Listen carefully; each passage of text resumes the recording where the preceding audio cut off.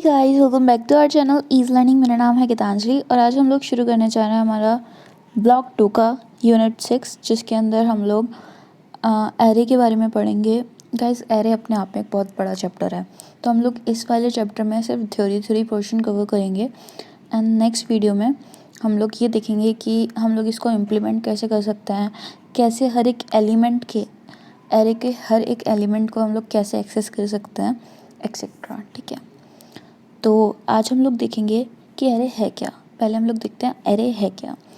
तो एरे क्या है? एरे एक simply collection of data items हैं जो सेम डेटा टाइप के होते हैं। Data type, we know data type क्या होता है। डेटा टाइप हमारे पास इंट है, फ्लोट है, कैर है, एक्सेट्रा है। ठीक है, लेट्स से कि अगर आपको कोई स्टूडेंट के मार्क्स सेव करने हैं कहीं पे, ठीक है, स्टोर करवाने हैं अपनी मेमोरी के अंदर, तो आप लोग कैसे कर पाओगे ये चीज़?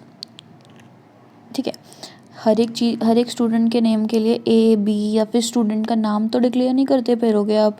हर एक किसी का वेरिएबल ऐसे तो नहीं डिक्लेयर करोगे ना।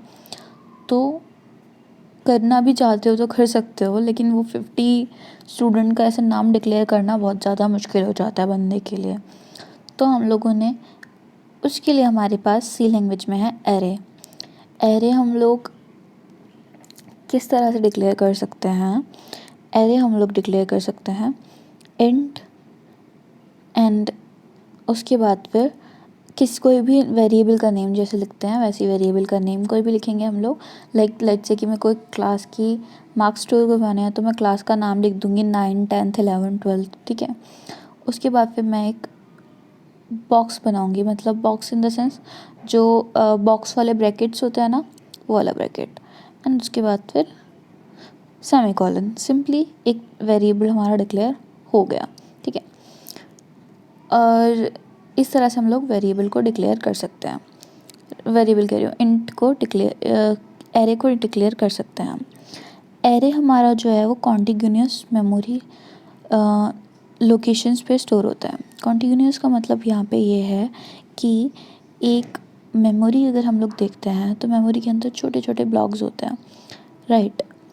तो अगर यहाँ पे मेरा मेमोरी जो है फिल्ड है और यहाँ पे बीच में से मेमोरी फिल्ड है और मुझे 3 जगह के लिए मतलब एक एरे डिक्लेयर करना है, तो मैं ये चीज़ नहीं कर सकती। ठीक है, 3 जगह के लिए अगर मुझे करना है तो मैं ये नहीं कर सकती। मुझे ना लाइन वाइज चाहिए होगा फ्री वो स्पेस, मुझे लाइन वाइज फ्री स्पेस चाहिए होगा, जैसे कि ये 3। ठीक है, इस वजह से ये इसके अंदर हमारे पास एक वो होता है ड्रॉबैक काइंड ऑफ, कि एरे के अंदर हम लोगों को कॉन्टिग्यूनस मेमोरी स्टोरेज लोकेशन की ही ज़रूरत होती है। अगर हमारे पास खाली स्पेस है तो वो हम लोग यूज़ नहीं कर सकते, बीच बीच में खाली स्पेस है तो। ठीक है, नेक्स्ट है हमारे पास ये वाली जो लाइन है ना, इसको थोड़ा सा पढ़ लो और लिख के रख लो। हम लोग जब पॉइंटर्स और डिराइव डाटा टाइप्स के बारे में पढ़ेंगे तब हम लोग इसके बारे में डिस्कस करेंगे। ठीक है, नेक्स्ट है हमारे पास 1D array is like a list and 2D array is like a matrix. मतलब क्या है इस चीज़ का? ठीक है, तो 1D एरे कुछ इस तरह का दिखता है हमारा।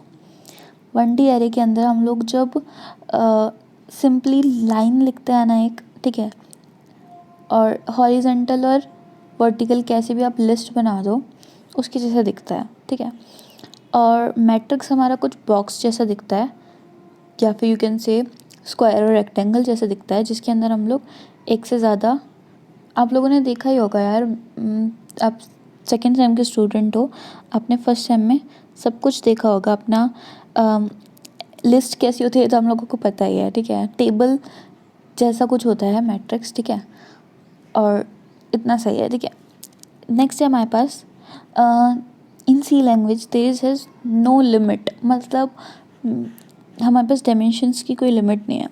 यहाँ पे 1D एरे होता है, 1D एरे लिस्ट जैसा दिखता है। ठीक है, 2D एरे होता है, 2D एरे थोड़ा सा टेबल जैसा कह सकते हो आप। ठीक है, और 3D एरे के अंदर हम लोग ना आप लोगों ने कभी देखा हो, एक क्यूब लेके रखो, ठीक है, अपने पास क्यूब लो, तो क्यूब में हमारे पास एक से ज़्यादा साइड्स होती है ना, कुछ उस तरह का समझ लो कि हर एक क्यूब की हर एक साइड के ऊपर हमारे पास कुछ ना कुछ लिखा हुआ है, ठीक है, एक टेबल जैसा कुछ लिखा हुआ है। तो कुछ इस तरह का समझ के चलो आप। तो 3D 4D एरे की कोई भी लिमिट नहीं होती, हम लोग कितने भी तक एरे बना सकते हैं, हम लोग 10D तक भी बना सकते हैं, ठीक है। लेकिन हम लोग गाइस डोंट वरी, अगर आपको ये डायमेंशन वाली लाइन समझ में नहीं आई है तो इट्स ओके, नो प्रॉब्लम। हम लोग वैसे भी इस वाले चैप्टर के अंदर 1D और 2D एरे के बारे में पढ़ने वाले हैं। बस हम लोगों को ये लाइन पता होनी चाहिए कि हम लोग 3D से लेके 10D एरे तक हम लोग बना सकते हैं। 1D एरे हमारा कुछ वेरिएबल इन डाटा टाइप, उसके बाद फिर वेरिएबल, उसके बाद फिर कुछ इस तरह से डिक्लेयर होता है, ठीक है।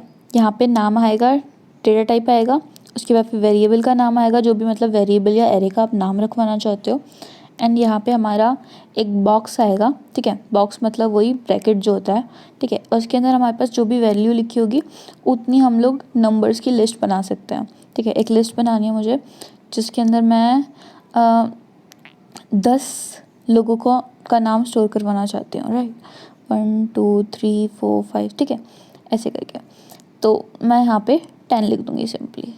नाम हम लोग नहीं स्टोर करवा सकते वैसे, लेकिन मैंने फिर भी ऐसे नाम बोल दिया आपको। नाम हम लोग जब हम लोग डिराइव्ड डाटा टाइप पढ़ेंगे ना, उसके अंदर हम लोग मैं बताऊँगी आपको कि नाम कैसे हम लोग स्टोर करवा सकते हैं। यहाँ पे हम लोग ऐसा ले सकते हैं कि मार्क्स किसी का, ठीक है, किसी क्लास है जिसका हम लोगों को मार्क्स स्टोर करवाने हैं। 0 से लेके 1 तक हमारे पास, 0 से लेके हमारे पास जितना भी हम लोग चाहें n नंबर्स तक स्पेसेस होते हैं हमारे पास, ठीक है। आप चाहो तो रोल नंबर के हिसाब से एक्सेस करवा सकते हो। 1 रोल नंबर जिसका भी होगा तो उसके अंदर 1, और 0 के अंदर हम लोग कुछ भी छोड़ सकते हो 0 वाली जगह को, और 1 से हम लोग n तक जितना भी हम लोगों को स्टोर करवाना हो वो करवा सकते हैं, ठीक है। नेक्स्ट है हमारे पास 2D एरे। 2D एरे हमारा कुछ इस तरह से दिखता है, डेटा टाइप, वेरिएबल का नाम, ठीक है। उसके बाद फिर ये जो बॉक्स हैं उसके 2, ठीक है। जैसे हम लोग लिखते थे ना इन आर मैट्रिक्स की रो और कॉलम्स, तो जितने हम लोग रो चाहते हैं उतना हम लोग इसमें लिखेंगे, जितने हम लोग कॉलम्स चाहते हैं उतना हम लोग इसमें लिखेंगे, ठीक है। आई और जे के नेम से डिनोट करते थे हम लोग जब हम लोगों ने मैट्रिसेस पढ़े थे, ठीक है। तो हम लोग ऐसे कुछ लिख सकते हैं। एंड उसके बाद ऑब्वियसली सेमी कॉलन हम लोगों को सबसे ज़्यादा ज़रूरी होता है लगाना, तो हम लोग सेमी कॉलन लगा सकते हैं। गाइस इस तरह से हम लोग ना एक वेरिएबल, एक एरे को डिक्लेयर कर सकते हैं। हम लोगों ने अभी तक सिर्फ डिक्लेयर करना सीखा है, हम लोगों को ये नहीं पता कि एक ही नेम से मैं सब चीज़ को एक्सेस कैसे करूँगी, ठीक है। तो उस चीज़ के बारे में हम लोग नेक्स्ट वीडियो में पढ़ेंगे धीरे धीरे, डोंट वरी, हर चीज़ मैं आपको बताऊँगी, ठीक है। तो नेक्स्ट है हमारे पास एडवांटेजेस पढ़ लेते हैं हम लोग कुछ, कि एरे के एडवांटेजेस होते क्या हैं, ठीक है। एडवांटेजेस ऑब्वियसली हम लोग एक नेम से कितने सारे डाटा आइटम्स को एक्सेस कर सकते हैं, तो हमारे लिए बहुत ज़्यादा फ़ायदेमंद होता है एरे, ठीक है। ऑब्वियसली हमको हर एक नाम याद रखने की ज़रूरत नहीं पड़ेगी, 50 नाम है तो 50 नामों को एक्सेस करने की ज़रूरत नहीं पड़ेगी। और एक सेम जगह पे, मतलब एक लाइन वाइज जगह पे हमारा जो एरे है वो स्टोर होता है, तो मुझे हमारे सीपीयू को भी ज़्यादा ढूंढने की ज़रूरत नहीं पड़ेगी। तो जो एक्सेसिंग टाइम है वो बहुत ज़्यादा फास्ट हो जाता है इसकी वजह से, ठीक है। 2D एरे की वजह से हम लोग मैट्रिसेस जैसी कैलकुलेशंस बहुत ज़्यादा आसानी से कर सकते हैं। सिर्फ एक प्रोग्राम, कुछ सेट्स ऑफ स्टेप्स लिखने हैं हम लोगों को, स्टेप्स लिखने हैं सेट्स ऑफ, और हमारा काम हो गया। हम लोग अगर चाहते हैं कि दो मैट्रिसेस का मैं मल्टीप्लाई करूँ, 2 मैट्रिस कुछ भी करूँ, मैं आराम से कर सकती हूँ, ठीक है। मल्टीप्लाई, डिवाइड, प्लस, डिवाइड तो खैर होता नहीं है मैट्रिसेस में, प्लस माइनस और मल्टीप्लाई होता है, तो वो सब चीज़ें बड़े आराम से हम लोग कर सकते हैं, ठीक है। हम लोगों को भी एरे की ज़रूरत क्या है, ठीक है। एरे जो है ना, हम लोग ऑब्वियसली 10 नाम स्टोर करने की जगह मैं कुछ इस तरह से स्टोर करवा सकती हूँ, ठीक है। 10 अलग अलग वेरिएबल स्टोर करवाने की जगह मैं कुछ इस तरह से एक लिस्ट बना सकती हूँ। गाइस यहाँ पे जो मैंने A08 से लेके A7 तक लिखा है वो उसको हम लोग इंडेक्स कहते हैं, ठीक है। मे बी अगर आप लोगों ने पुरानी बुक्स में सेकंड ब्लॉक वाली बुक पढ़ी थी आपने, MCS 11 की, तो उसके अंदर हम लोगों ने उसके अंदर बहुत अच्छे से एक्सप्लेन किया हुआ है कि इसको हम लोग इंडेक्स कहते हैं, और इंडेक्स हमारा हमेशा शुरू होता है 0 से और एंड होता है n पे, मतलब कितने भी हम लोग लिख सकते हैं, ठीक है, कितने भी हम लोग वेरिएबल्स बना सकते हैं। लेट्स से फॉर एग्ज़ाम्पल हम लोग लेते हैं कि मेरे को किसी के टेस्ट का मार्क्स स्टोर करवाना है, जो है 100 स्टूडेंट्स। एक क्लास के मार्क्स स्टोर करवाना है मुझे, जो है 100, जिसके अंदर हमारे पास 100 स्टूडेंट्स हैं। तो अगर मैं 10 वेरिएबल्स बनाऊंगी तो बहुत ज़्यादा मैसी हो जाएगा, राइट।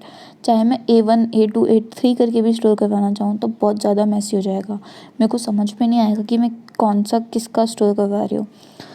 तो इसके लिए हम लोग एरे बना के हम लोग कुछ भी स्टोर करवा सकते हैं। जैसे कि मैंने यहाँ पे एक इंट ए करके एक वेरिएबल एरे बनाया है, वैसे हम लोग एरे बना सकते हैं। लेट्स से कि मैंने एक 4 नंबर का एक एरे स्टोर करवाया है, ठीक है, 4, जिसके अंदर 4 हमारे वेरिएबल स्टोर हो सकते हैं, 4 हमारे डाटा स्टोर हो सकते हैं, ठीक है। तो ऑलवेज रिमेंबर कि जो लास्ट वाली हमारे पास वैल्यू होगी, उसका जो इंडेक्स होगा वो होगा n-1, और जो फर्स्ट होगी वो होगा 0, ठीक है। तो कुछ इस तरह का हमारे पास सिंटेक्स दिखता है। यहाँ पे मैंने मार्क्स 4 में मैंने 45, 44, 43 और 55 स्टोर करवाया है। मतलब कि यहाँ पे जो 0 नंबर वाला इंडेक्स होगा उसके ऊपर 45, 1 नंबर वाला होगा उसके ऊपर 44, और 2 और 3 नंबर पे 43 और 55 रिस्पेक्टिवली स्टोर होंगे, ठीक है। होप आप लोगों को ये चीज़ भी नेक्स्ट है मेरे पास 1D एरे का मैंने एक सिंटेक्स लिख रखा है, ठीक है। तो यहाँ पे मैंने ना एक पहले तो मैंने आपको बताया था कि डिक्लेयर कैसे करते हैं, ठीक है। यहाँ पे मैं आपको बता रही हूँ डिक्लेयर के साथ साथ इनिशियलाइज़ कैसे कर सकते हैं। मतलब जैसे हम लोग वेरिएबल में करते थे ना, इंट a = 5, 15, या फिर उसके बाद फिर सेमीकोलन, तो उसको हम लोग इनिशियलाइज़ कहते हैं, ठीक है। तो वैसे ही हम लोग एरे को भी इनिशियलाइज़ कर सकते हैं। कुछ इस तरह से होता है, कर्ली ब्रेसेस के अंदर हम लोग जो भी लिखेंगे वो हम लोग स्टोर करवा सकते हैं हमारे एरे के अंदर। गाइस ऑलवेज रिमेंबर कि लेट्स से कि मैंने एक 4 नंबर का एक एरे स्टोर करवाया है, ठीक है, 4, जिसके अंदर 4 हमारे वेरिएबल स्टोर हो सकते हैं, 4 हमारे डाटा स्टोर हो सकते हैं, ठीक है। तो ऑलवेज रिमेंबर कि जो लास्ट वाली हमारे पास वैल्यू होगी, उसका जो इंडेक्स होगा वो होगा n-1, और जो फर्स्ट होगी वो होगा 0, ठीक है। तो कुछ इस तरह का हमारे पास सिंटेक्स दिखता है। यहाँ पे मैंने मार्क्स 4 में मैंने 45, 44, 43 और 55 स्टोर करवाया है। मतलब कि यहाँ पे जो 0 नंबर वाला इंडेक्स होगा उसके ऊपर 45, 1 नंबर वाला होगा उसके ऊपर 44, और 2 और 3 नंबर पे 43 और 55 रिस्पेक्टिवली स्टोर होंगे, ठीक है। होप आप लोगों को ये चीज़ भी समझ में आई हो। तो आगे है हमारे पास 2D एरे। गाइस सिमिलरली जैसे हम लोगों ने 1D एरे में इनिशियलाइजेशन की थी, वैसे हम लोग 2D एरे में भी इनिशियलाइजेशन कर सकते हैं। बस उसके अंदर ये होगा कि एक बड़े कर्ली ब्रैकेट्स में छोटे छोटे कर्ली ब्रेसेस हम लोग स्टोर करवा सकते हैं, और बीच में कॉमा होगा, ठीक है। जैसे लेट्स से कि मुझे 2 रोज़ स्टोर करवानी है, तो एक रो के अंदर मेरे को जो भी डाटा लिखना है वो मैं कॉमा के ज़रिए यहाँ पे ऐसे स्टोर करवा सकती हूँ, जैसे मैंने यहाँ पे किया था, ठीक है। और उसको भी एक बड़े कर्ली ब्रेसेस में ऐड कर सकती हूँ, और यहाँ पे मैं एक और लाइन स्टोर करवा सकती हूँ, ठीक है। 2 रोज़ हो जाएंगे ऐसे। गाइस इसके अंदर मैंने यहाँ पे पहले भी बताया था आपको कि आई जो है वो रोज़ हैं और जे जो है वो कॉलम है। तो आप लोगों को मैं यहाँ पे बता दूँ कि ऐसे जो भी जा रहा है, मतलब लेफ़्ट टू राइट या राइट टू लेफ़्ट जो भी जा रहा है वो हमारा रोज़ हैं, और ऊपर से नीचे जो भी देख रहे हो आप, ऊपर से नीचे आते हुए वो कॉलम है, ठीक है।